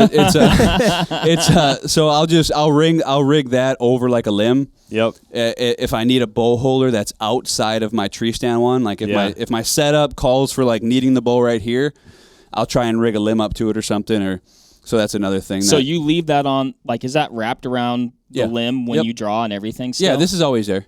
It never leaves. You would probably. It'll never work, Mark. A lot of people would be like, it's making me nervous. See, a lot of people would be like, oh, that's got to mess up your shot. It's got to mess up the dude. But that gets back to that top pin distance. They're 20 yards in. Yeah. That's not. I mean, whatever that's doing is going to be. For what? I don't think it even would do anything on a long range shot. But if it was doing anything, it wouldn't be doing jack. Yeah. Well, I guess also if it's there all the time. Yeah, if you never shoot without it. Right, exactly. It's there all the time. It's like, I don't take my quiver off my bow either. Like, exactly. But and that's where, and then I just this stabilizer, which was more so just a way to get this on there. Not really for the fact of needing a stabilizer, but like so this can pop on there if I want. But other than that, that's the bow. Yeah, that's my kisser button, purple. It's got to be purple. Naturally. I was waiting for like a really big explanation, but I just like purple. When I got them, I was like, man, there's more. Dude, I get for this too, but like before even this bow, I had an obsession for like half a year, and I smoked a pretty good deer with it. But like, that's where people ask me, they're like, I get a bow question, I look like an idiot. Like they're like, oh, what is that? What's the IBO of that thing or whatever? I'm just like, dude, I don't know. But just to give you context, for, oh my God, like 12, 13 years or whatever, just up until like maybe the past 4 or 5 years, I've shot an old free flight release that was like a full hand wrap with the mechanism like this that grabbed the string. Yep. No string loop, just a kisser button. And then it was a Darton. It was an old original, like a 2004 Darton like platform. So like, I mean, it was that forever. I mean, the thing was probably shooting like 190 feet per second. Like I'd have been better off with a recurve. Like it was just an old, dated. Nowadays, dude, these things are just like they're cranking. But I just never put any sort of mind into the bow because I wasn't in it for archery. I was in it for the hunt. That's super cool. Yeah, I mean, I think you looking at your kit and your approach and just that minimalist and really, I mean, it's actually really refreshing. You know what I mean? Like it's refreshing to kind of have that outlook, and it's like you're getting so close, right? You're like, well, I don't need a bow that I can shoot 100 yards because I'm going to shoot these deer at 5 yards, right? And I think it's also refreshing on the outlook. Like if you're a new hunter, like all this gear could be potentially like overwhelming. Oh yeah. And I'm not saying it's easy or expensive. Or if you're an older dude, that you're trying to get a little bit more life out of your back. This weighs 5 pounds versus putting 35, 40 pounds on your back. Yeah, 100%. I mean, we were talking before the podcast, like you chatting with some guys that are like, oh man, this is like. Dude, I almost got emotional. You're like, you're talking to people that are able to get back in the game because of this. It was an eye-opener for me because I didn't look at it like that. I just looked at it as like, hey, this is lighter than anything out there. It packs down lighter than anything. It has a perceived weight that's even 10 times even lighter than it is because of the way it integrates and stacks and what else is out there. Yep. And I was just like, it's going to be awesome for these in-shape, diehard guys who want to go hard. Like, that's what it was about. And then, like I told you, like that story, like I was at a show, and an old timer came up, and I didn't know if he was looking at the stand for his grandson or whatever, but like we got to talking, and he's asking me, he's grilling me about the stand. Hey, is that really 5 pounds? Is whatever? I'm like, well, let me take it off the tree. I'll throw it on your back. Like, yeah, you can feel it. And then he was so jazzed up, and I didn't think about it, but he's like, this is going to get me back into tree stand hunting. I haven't been able to tree stand hunt for 7 years. Because when my back went out, whatever, and I've been, and this is Pennsylvania, so there's like deep-seated hunting roots, and he's like, I've been tree stand hunting for whitetail and this guy was old. He's like, since I was 12, like, and I haven't, and he's like, this is going to get me back into it. He's like, I seen that video you did. You're only using a couple sticks. He's like, you said your setup was only 8 pounds. He's like, this is finally something I can carry. And I was like, oh yeah, and I got tinkled up from it. I'm like, oh my God, I'm like, that's awesome. Like I never thought about it like that. Yeah. And there's been a lot of people like that it's just enough for them to get in an elevated position. They can get out there. They can keep that. They're not looking to burn. They just want to do what they've always done. Like you said, it's extending their life. Did I hear you're not even getting up that high in a tree? Yep. No, and that's become something now. To this standpoint, to where like it's like a goal for myself. It started out with like opportunistic, right? So like if a low setup was there, like I think there was only a brief amount of time where I literally fell into the trap of being high, and most of the time that came from like identifying a structure that was way high up in a tree that I would just tell myself like, oh, you got to get way up there, and you do hear stuff like that, and but when I started not thinking of that aspect and I started going toward not even more so cover, but I think there was a couple times, I'm trying to think of back when it actually started. Something happened, and it was one of these opportunities where I was able to, I didn't have any other time. I had to slip into a tree, and I wasn't high at all, and I was maybe even doubting the setup, like because I was that low, and it worked out good for me. And then and this was years and years and years ago, and then I started kind of adapting that philosophy, and like, and I started to realize, like, dude, you don't have to be high. You don't have to be high. Then I, to prove it to myself, just like the no camo thing. It's like, well, I started intentionally hunting low, and I was like, all right, I'm gonna see. Like, I ain't gonna, I'm not gonna say anything about this. I want to see. I want to really see because I want to know. I want to be the most effective, and I've always, and that's one thing that people I've always only taken 2 sticks. I've always been a 2-stick guy, even when I was getting 20 feet.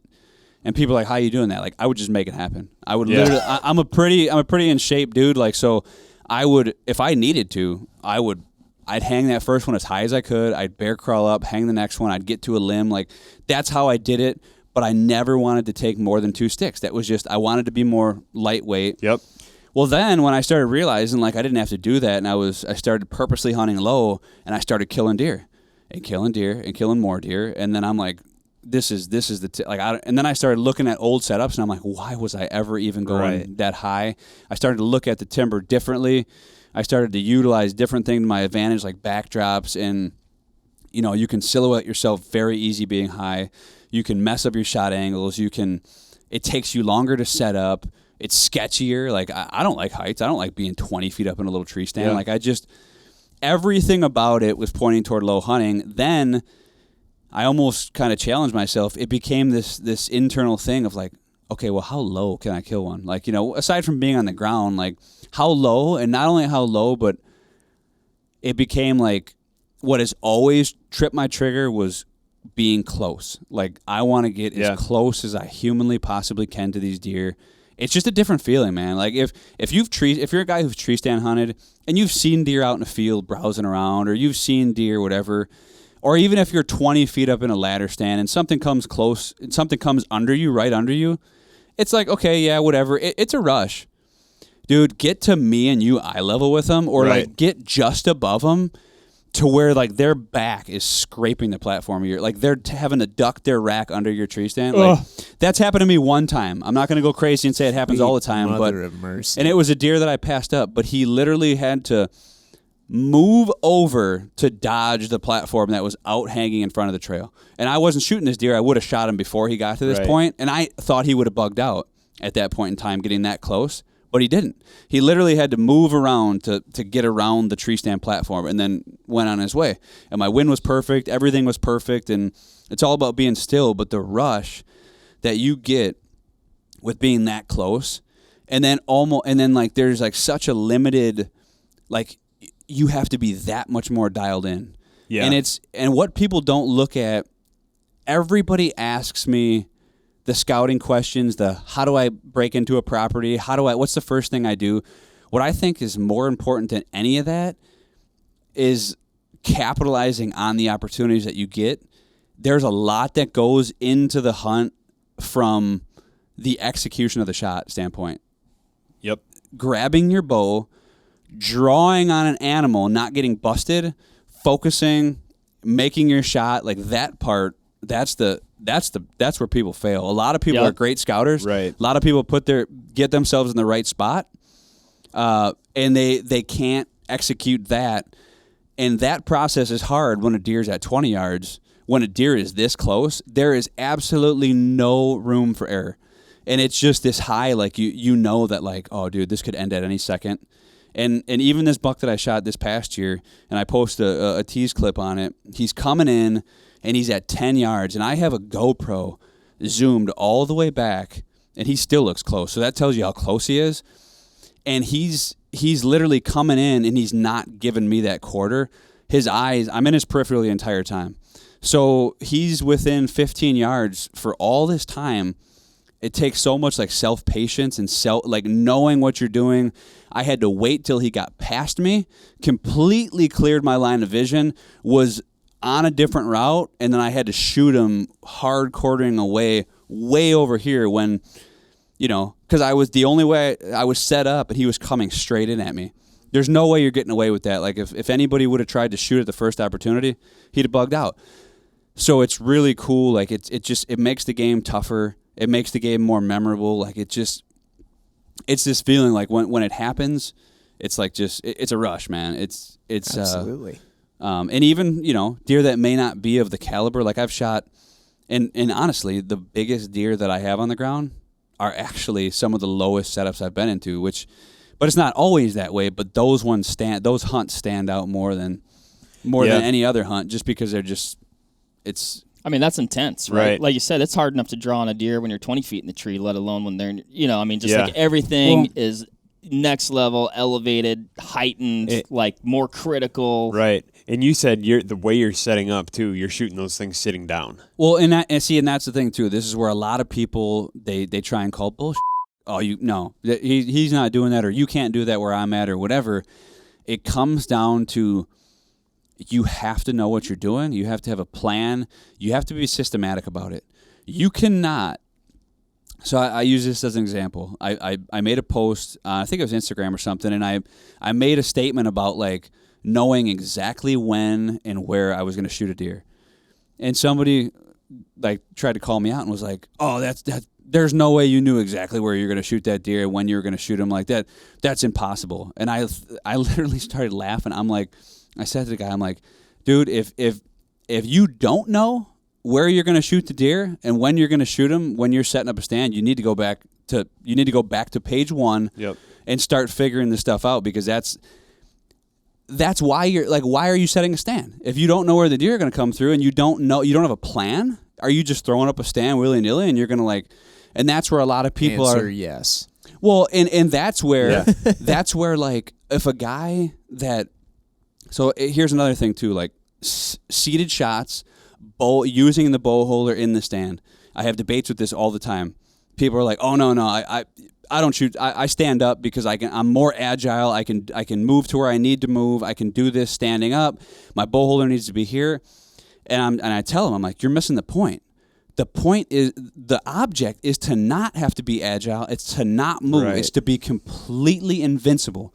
Yeah. Disappear, like become one in the woods. Beat them at their game. Like if you're sitting in a stand and you got to crank your neck every second to look at that trail, and then you have to stand up, turn around, grab your bow, you are never going to kill anything hunting as low as I am. And you should will. be set up 30 yards that way.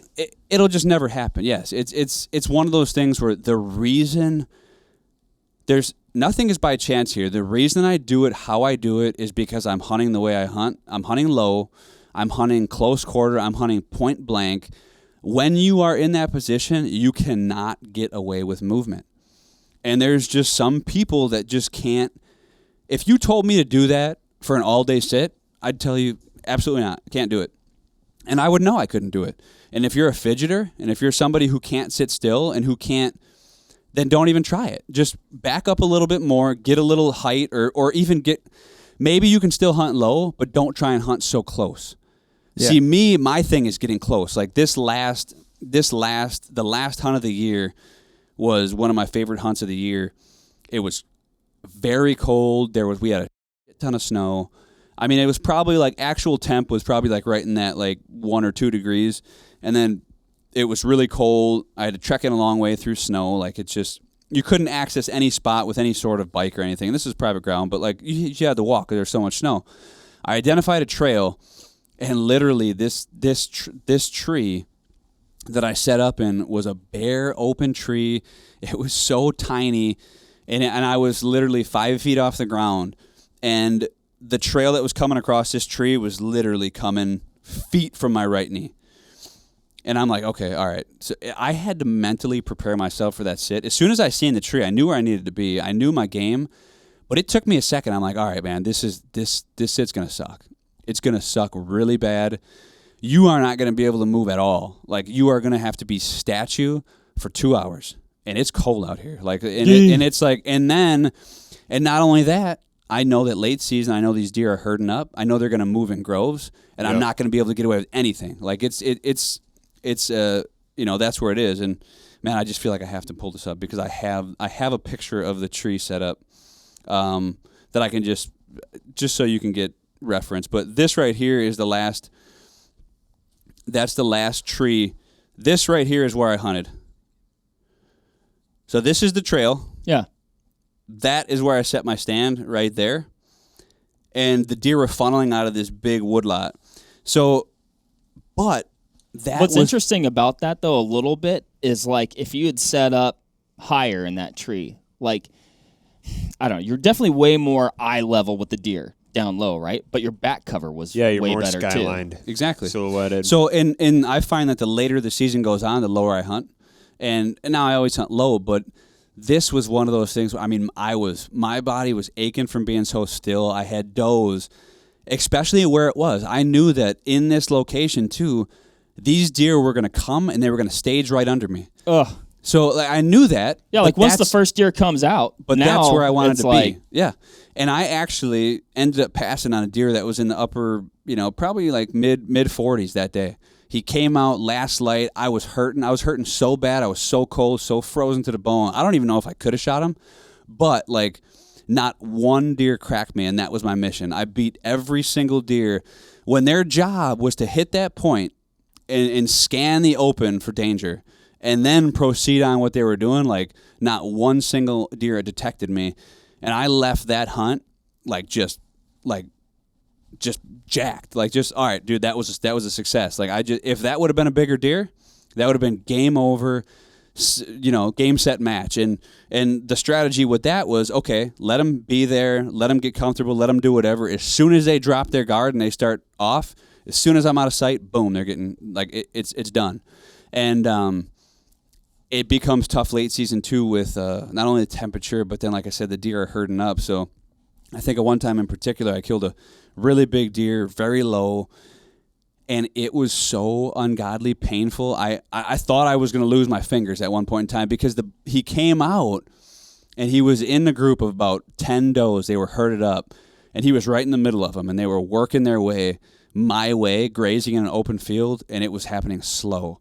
And like an idiot, well, actually not like an idiot, I probably needed to do it at that point in time, but I needed to grab my bow.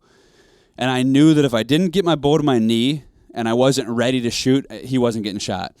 And I was holding the riser for so long and I wear fingerless gloves, which is probably bad for that. But anyway, and I'm just like, it hurt so bad. And I was like, I gotta put the bow down. I gotta put the bow down. And just not being able to move.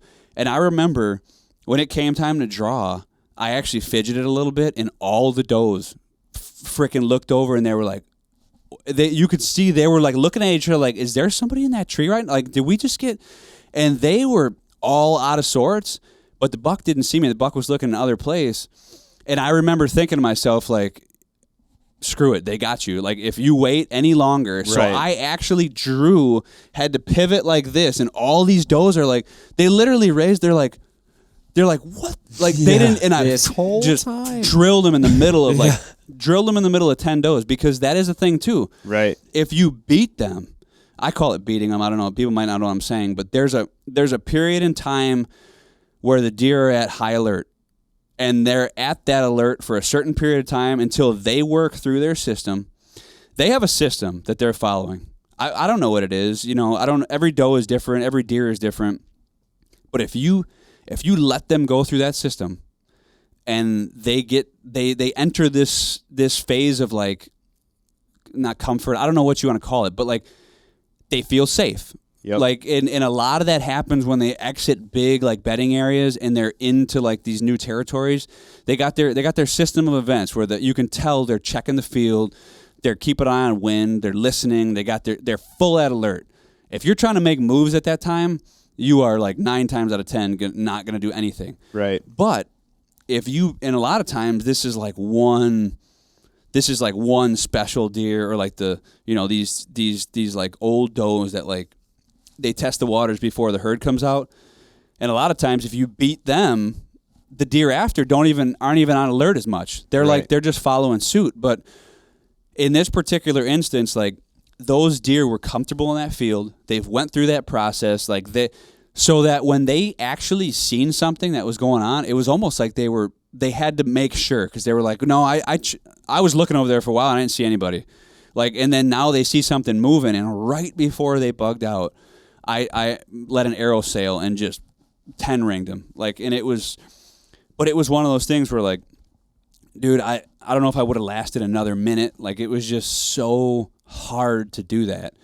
But it was also probably one of the most rewarding kills I've ever had. Like, it was just, it's crazy. That is super cool. I mean, the deer mentally got to a point where they'd given it the all clear. And like you said, it was like probably like just almost like confusing. Well, certainly that's not a human being in that tree. I've been here for 20 minutes. I'm a deer. I know these things. Exactly. Yeah, it's crazy, man. It's a trip, though. Yeah. That is cool. That's a good story, and definitely a lot of good information in there. MC Ryan's screen has gone thoroughly into the red. I know. Here's what I love. We've done this pretty good. Here's what I love about this podcast. I thoroughly enjoyed this podcast. Yep. We covered a ton of ground. Every second of it. Might be one of our longest podcasts ever. And I feel like we have, like, I got to like 2 of my questions that I wanted to answer. Yeah. Man. Which leads me, what I would like to think is some foreshadowing. Part 2. For part 2. Perhaps. This was awesome. Yes. Bike Cody. store part 2. Oh boy. Oh boy. I'll be prepared for the bike store next time. You gotta be. You gotta be prepared for the bike storm. Man. That's all we'll say. He'll hit me with something else like, all right, we're going to the fair today. Yeah. Oh no, let's go back to the bike store. Look out, crazy clowns. Yeah. Good stuff. Cody, yes, thanks a ton for joining us. Really appreciate it. Yeah, thanks for having me on, man. Thanks for listening to me talk. Ramble. Oh, it's super enjoyable. Yep. It's been awesome. Just for reference, for those you mentioned posting a few times, people who are listening here want to find you. Where are they going to find you? I do most of the stuff through Instagram. So my Instagram account is just Cody_D'Acquisto. You can check that out. I've been trying to do a lot more real-time hunting feeds like this year that have been pretty popular and just random mobile stuff, tactics, and then if you want to check out any of the gear that we make, Lone Wolf Custom Gear would be the page for that. It'd be lonewolfcustomgear.com too if you wanted to go to the site and see any of that stuff. But yeah, that's where you can check that stuff out. Excellent. So go ahead, check it out, and let us know if you put any of this stuff to the test this season. We'd love to hear about it on our own Instagram at Vortex Nation Podcast, YouTube comments, all that good stuff. So without further ado, I think we'll sign this one off. Thanks everybody for listening. We will catch you on the next one. See ya. Bye. There you have it, folks. Thank you very much for listening. As usual, give this video a like if you liked it, comment something below, and give us a subscribe to the Vortex Nation podcast channel. It would mean a lot to us. Also, why don't you give us a follow over on Instagram while you're at it, at Vortex Nation Podcast. We'd love to hear from you over there, and we'll keep you updated with all kinds of cool photos and videos from our adventures that we do here. Otherwise, we will see you on the next one. Thank you again. Happy hunting and shooting, everybody. Have a good one.